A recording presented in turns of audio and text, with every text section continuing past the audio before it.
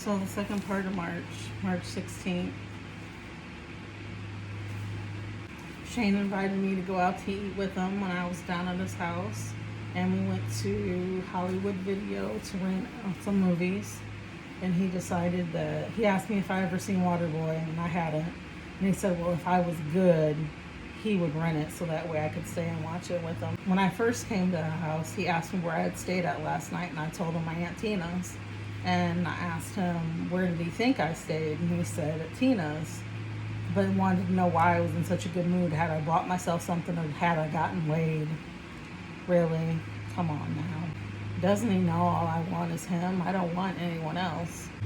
So I'm not sure if it's because I was high or what, but Shane's friend Marty stopped by, and I don't know, I felt like he was whispering or wording something to Shane, because Shane looked like he was trying to read his lips.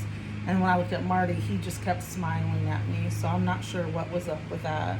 Could have been me just being paranoid because I was high. So about 11:45 that night, I decided that I was gonna go on and go home to my Aunt Tina's. And he asked me if I was leaving now, and I'm like, yeah. He's like, you don't have to leave if you don't want to. And I just told him bye and went on home.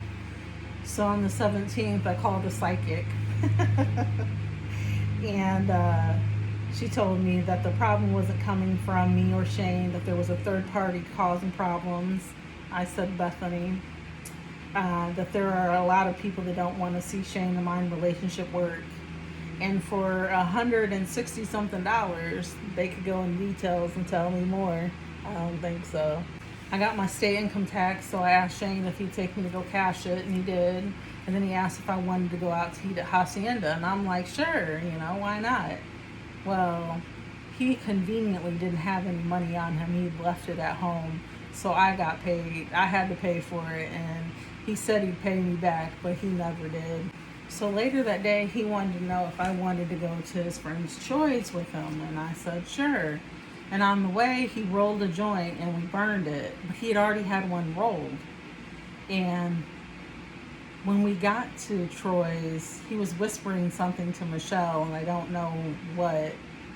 And the whole experience was just kind of weird. And like I said, it could have been because I was high, but I remember they smoked the other joint. He wouldn't let me smoke any of it. So I'm thinking maybe it was laced, because why wouldn't he have smoked it with me? But he kept going on. There was like posters all over the wall, naked women. And he hinted to me, not hinted, he told me that Michelle was a stripper, and that she could probably get me a job if I wanted one. I told him I already had a job. Why would my man want me to strip for a living? That's just crazy to me. I was highly offended that he would want me to strip.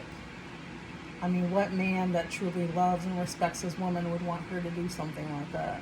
When we got back, we had great sex once again, but I don't know, it could have been the weed. Could have been the weed. So while we were in the room, a couple of his friends, Jeff and Mike, stopped by, and I stayed in the room most of the time. But then I was getting a little worried that Shane might have been out there smoking something he shouldn't have been smoking on, because I know that Jeff smokes that shit. And then once they left, we went in the room and we finished. So after, we took a nap, and I thought when we woke up we were going to go out to eat and to the movies. But then when we got up, Shane's like, I'm taking the boys to the movies. So I was like, what the fuck? And I was a little shitty about that. Then Zach asked me if I was coming, and I was confused. And then Shane's like, come on, if you're going, come on. And he said that, from now on I need to just ask if I want to go along instead of pouting like a little baby. We went to eat at Cracker Barrel, and we didn't talk much. It seems like when we do go out to eat and we're together, we don't really talk at all. There's not much for us to talk about. We don't have really anything in common. When we were back at the house, he said something to me about leaving at midnight, that he was not going to take me home at that time, and that I'm not going to walk.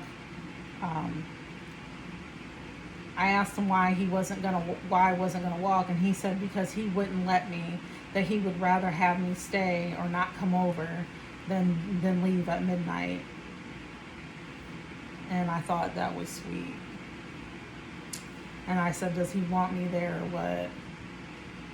Then about 11, he told me that he thought he was going to go to sleep because he thinks he's tired. I asked if I could sleep with him, and he seemed kind of excited and said, yeah, that is if you want to. So I went in and laid with him. Anytime I moved away from him, he moved back. He said he wanted to be next to me. God, why can't it be this good all the time? Today is our 2nd-month anniversary. Can you believe all this drama in 2 months? Just 2 months. On the 18th, before we went to sleep, I was trying to get me some. And he's like, what are you doing? Trying to store up? I'm like, I don't know when I'm going to get some again. And he's like, you're over every day. And I'm like, yeah. And he's like, well, don't be mad if you come over and I have. And I'm thinking, what, other plans? And I feel like he should have to ask me before he does anything because I'm his woman, which is now I think crazy. So later that day, me, Sarah, and our friend Jesse all decided to go to the library in Mystical Gardens. And before we went, we stopped off at Steve's house. And we burned one with him, and he wanted me to come back later on that night. I wouldn't be dumb enough to go over there by myself at night. I know what he's up to. Later, I had Shane ask him to take me home, and we burned one first, and I told him about my day, and he actually seemed to be listening and smiling about what was going on in my day. He had bought the boys some clothes, a couple outfits, and he had me go look at them, and they were really cute, and I actually was very impressed with how well styled they were, because Shane doesn't usually wear anything but t-shirts and jeans, and he thought Zach wouldn't like the pants he got him, and actually that was Zach's favorite thing, were the pants, so I think that made Shane feel really good. He told me he's made over $1,000 in the last 3 days, and I'm thinking, I wonder if he's going to buy me something like a rose or a teddy bear or something to show that he cares. Needless to say, he never bought me anything. I ended up asking him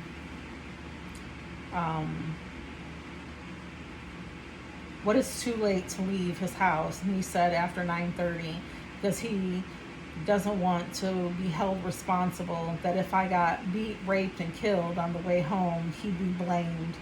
I said something about that being sweet, and he said something about it's not, that I should be worried about being blamed, of him being blamed, and not being concerned, but the fact that I have a daughter and I should be worried about that. And if I don't stop, he'll tell my mom. I told him whatever, and then he said he's going to tell George, which is my stepdad. Also, up to this point, Shane was paying me $60 every week to clean his house. He's got 2 teenage boys, but he had to pay me to clean because they wouldn't. He told me at one point that as long as his boys went to school, they didn't have to worry about chores. I ended up going home, and I wrote in my journal that I was really proud of myself because I was happy not being around Shane, and I didn't think that I could actually find happiness and not be around him. The 19th, it says I barely remember the day because I stayed high all day long, but we did go to Target to take Tommy Shane's pants back, and Shane wouldn't even walk by me until he seen his black friend D.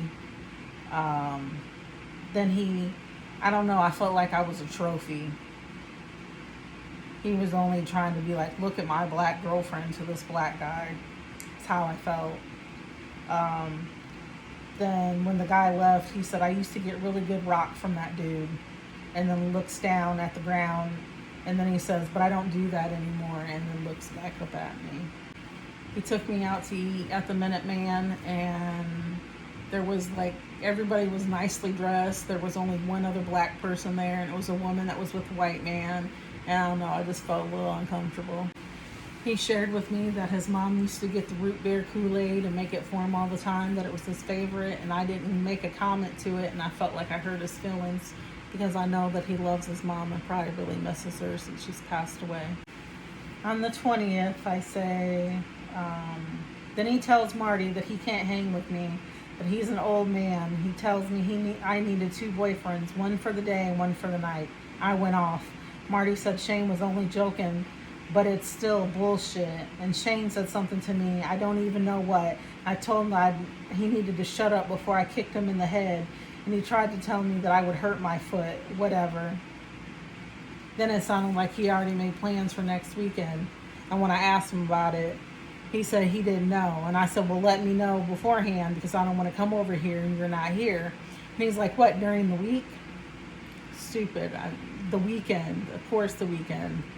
And I wrote him a note telling him how I feel about him without bitching. After work, I was dropped off at Shane's and left the note for him. And then I went to Steve's to burn one with him. And Phil called. His girlfriend Tony had broke up with him. And he was upset coming over. So I decided to stay a few minutes longer. But Phil never showed, so Steve went over to get Phil and bring him home. Philip was really upset and he started to cry. I feel so sorry for him sometimes. I patted him on his back to try and comfort him. When he got out, Phil said that it was cool that we could still be friends, and I said always and forever. I wonder if he'll remember. Which yesterday I heard the song with Shane for the second time on the same street, and I wonder what it meant. That Shane was the one, or did I need to go back to Philip? I have no idea what the song is. Yeah, I do. I love you always and forever. When we picked Phil up, he started bitching at me for not coming over and had a few words about that. He really looked glad to see me though. The 21st, I got up and went to Shane's. It didn't look like he read the letter.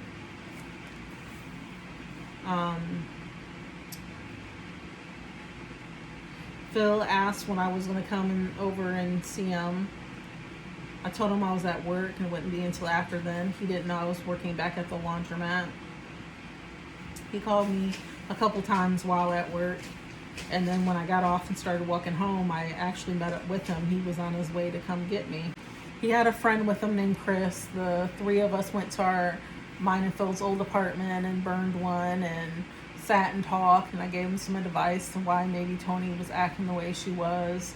And I told Phil, that it was so easy to talk to him and that me and Shane didn't talk, and that really bugged me. I don't want to turn this video into about Phil, but there's a lot going on with Phil. We're hanging out, we're talking, we're spending lots of time together, and we're connecting on a deep level.